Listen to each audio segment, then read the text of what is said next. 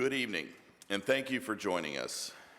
I am Councilmember Emmanuel Remy, and I welcome you to our public hearing on the proposed trolley barn project. This evening, we have joining us Mike Stevens, our Interim Director of Department of Development, Jeff Bauer, Vice President of Development for Connect Realty. Thank you, Mike and Jeff, for joining us. I would also want to give a special thank you to all the members of the public for taking the time to join us this evening as we engage in this discussion. I'd like to remind everyone that there will be an opportunity to provide public testimony.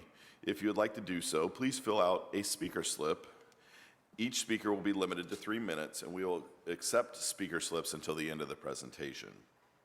The purpose of this hearing is for the Columbus City Council and residents of Columbus to learn more about the proposed establishment of a downtown redevelopment district, why it is being requested, how it works, benefits of a downtown redevelopment district and what it means for the trolley barn project, and to hear public testimony.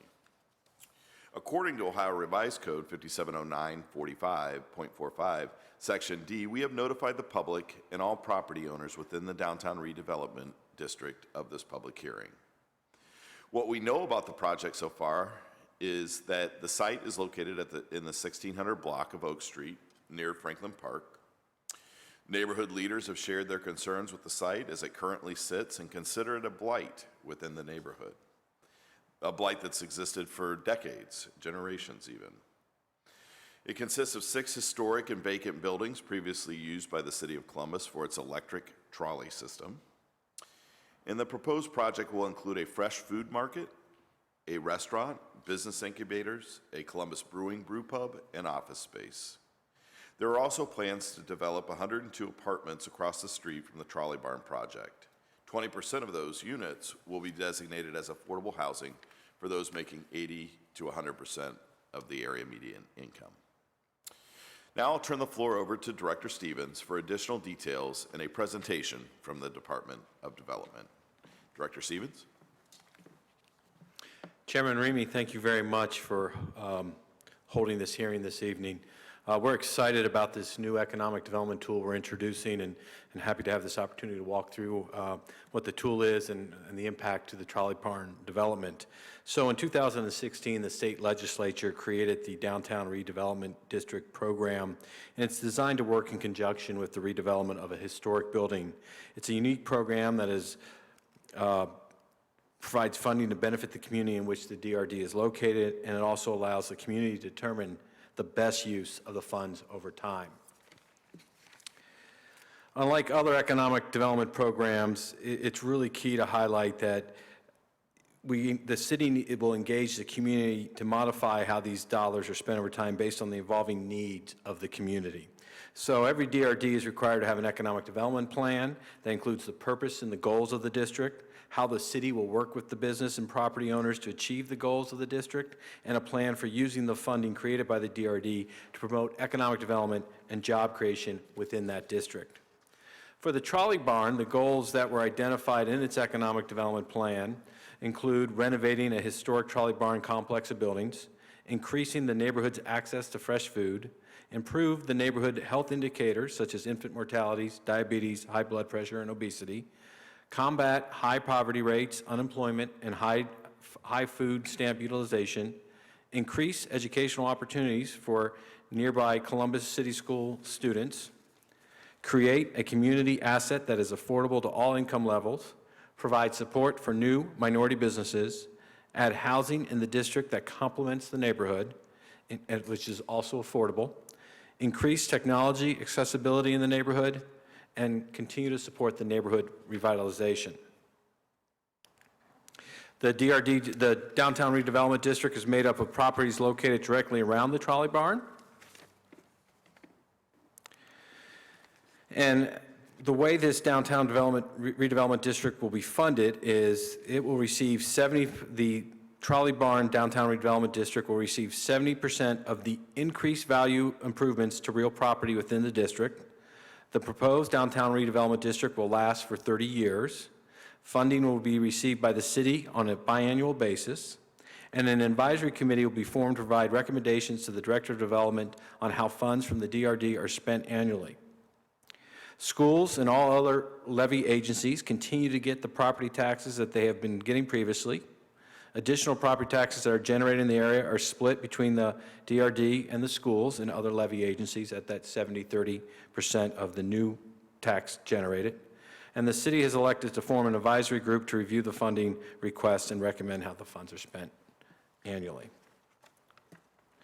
So with regards to process and next steps, we sent on the beginning of October a draft ordinance of the Downtown Redevelopment District to the Columbus City Schools.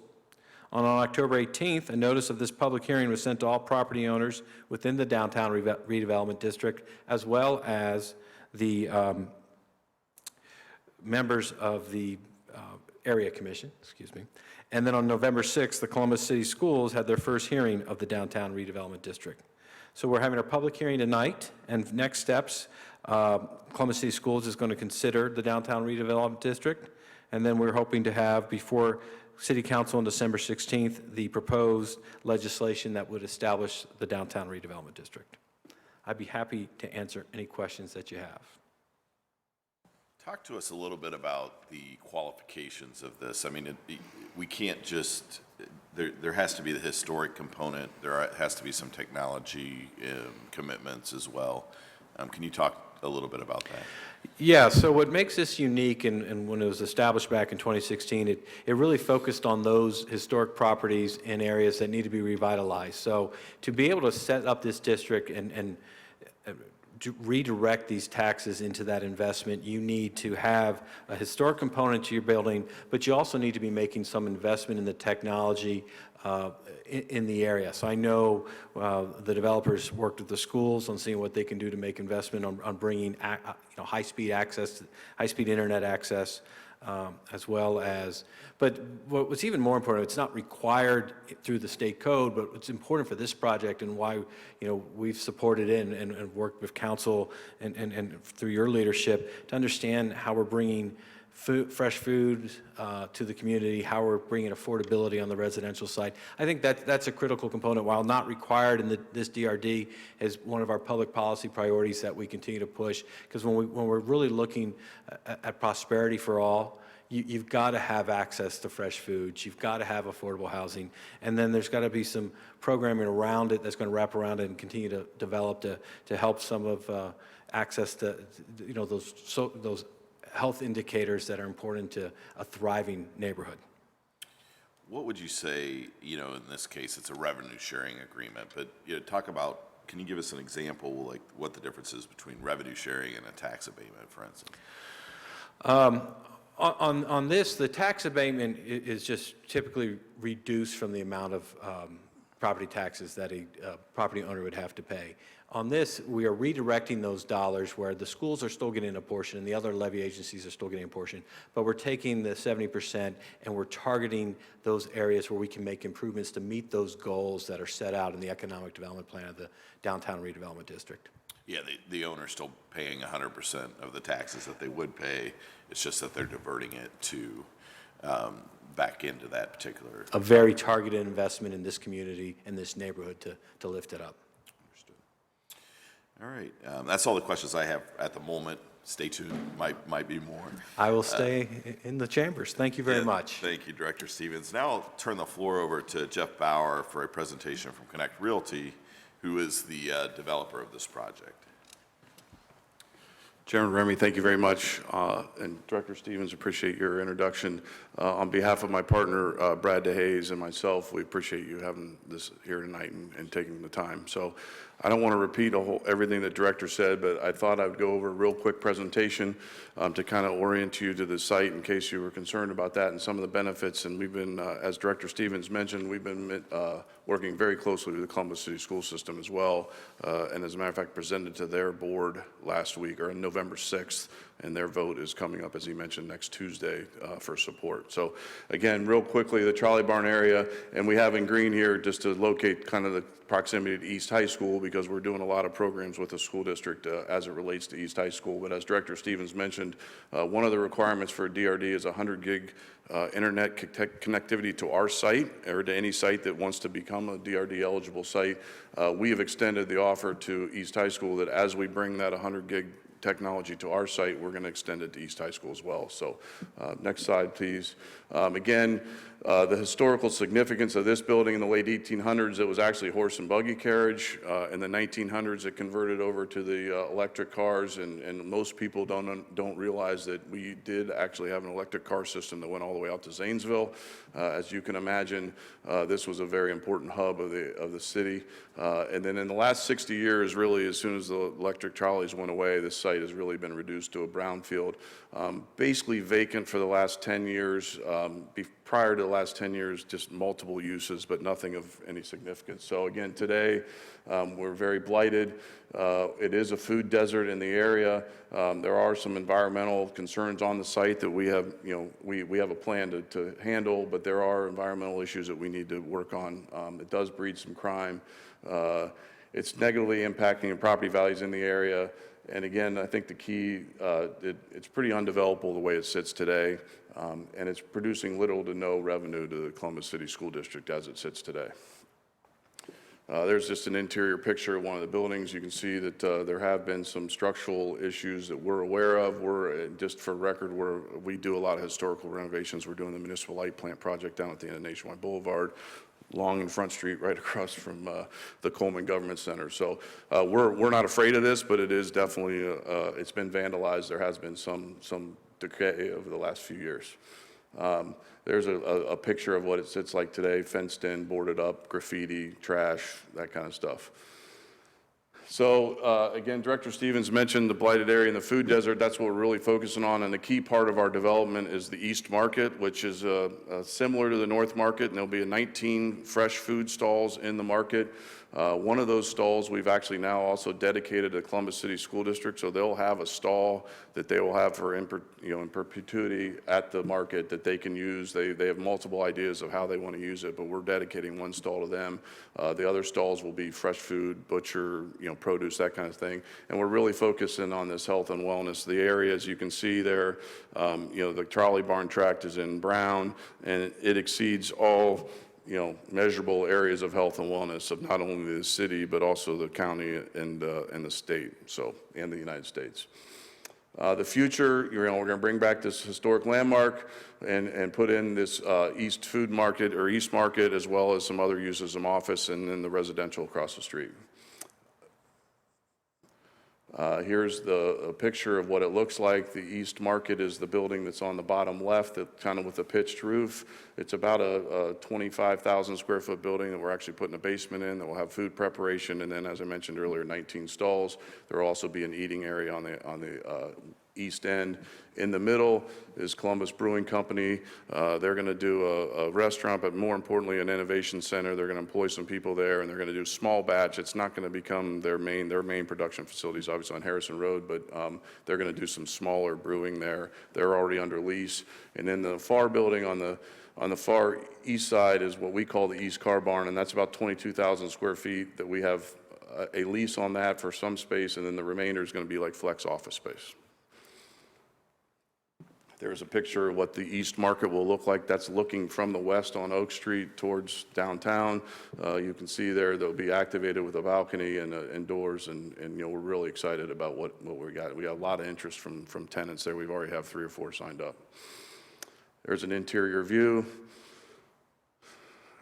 Next, please. So here's what we proposed to the Columbus City School District last week, and again, this was in conjunction with a lot of work with them as well, but as we mentioned earlier, little to no revenue today that is going to the school district. With this DRD, we'll be generating over a 30-year period of time about $3.9 million in new property tax revenue, and as Director Stevens mentioned, it's all on improved value. It doesn't affect anything that's happened, that's up to today. We're going to dedicate 1 market stall to the city school district, which we valued at over $200,000. They'll have cooler space in the basement as well. I mentioned previously that we'll bring the 100 gigabyte internet to East High School. We've also agreed to provide some mobile laptop stations inside the market. One of the things that the school district mentioned to us is that a lot of kids unfortunately leave school and then don't have an opportunity to use the internet at home or if they're doing homework. So we want to engage them into the market, and we'll have the ability for them to use our 100 gigabyte Wi-Fi at the market. The other thing is on the mezzanine level of the market, there is going to be some meeting space for events and fundraisers, wedding receptions, rehearsal dinners, that kind of thing. We have agreed to allow the school district to use that at least once a month, if they want to have parent meetings and, things like that. So, next, please. These are some community benefits that we're excited to bring to the community. We are going to have some incubation space in there for minority business. Again, we anticipate this being similar to the North Market of 15, 20 years ago, where Jenny's Ice Cream, nobody knew who Jenny's Ice Cream was. Now everyone in the country knows where Jenny's Ice Cream. So we anticipate very similar action going on there. A lot of different, nutritious and affordable food options that we're planning on doing, healthy, food cooking classes, that kind of stuff. So. Next, please. This is just a graph. I mentioned the taxes earlier, but this is the 3.9 million over the 30 years, and 8.8 comes back to the market. And again, as Director Stevens mentioned, it's going to be controlled on the city, with a group that will control the money, and the money will all come back to the market for the site. I mean, it's not going, so we are paying 100% of our taxes, and then there will be a city advisory committee with members that will help direct the money back to the market. Finally, and I think, very important that we share that, we had unanimous approval from the Near East Area Commission when we went through our whole zoning process with them. We want to submit, I'm not going to play it for you today, but submitted here, Kathleen Bailey, the chairperson of the Near East Area Commission, did come and testify to the school district last week in support of this project and in support of the DRD. We were 100% endorsed by the Franklin Park Civic Association, and last November, the site had been voted dry from the neighborhood, many years ago, just because they wanted to get rid of the mom and pop liquor stores on every corner. We went back to the ballot just to make ability to have liquor licenses on site for consumption on site, no carry out liquor. And we went in the ballot November of 2018, and we got 80% of the vote to allow us to do that, which, we certainly think is an indication of the neighborhood's support of the project. And finally, we had about 10 residents show up to the school district meeting last week, and a local resident, Larry Price, who lives on Franklin Park South and literally abuts the alley to this project, also testified in front of the school district, and that link is there as well for the record. So I think with that, that's our quick presentation of what we're trying to work on there, and I'm certainly willing to answer any questions.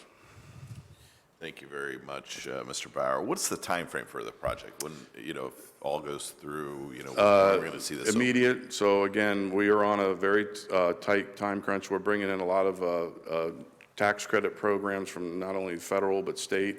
We are anticipating, with your approval, closing on our financing package in December, and we'll start construction immediately thereafter. So. And when will the doors open? The market will open probably, a year from now. I mean, certainly it will be open for business. We like to say fully open probably first quarter of 21. Okay. What type of commitment are you guys making for hours and days of operation as it relates to the market?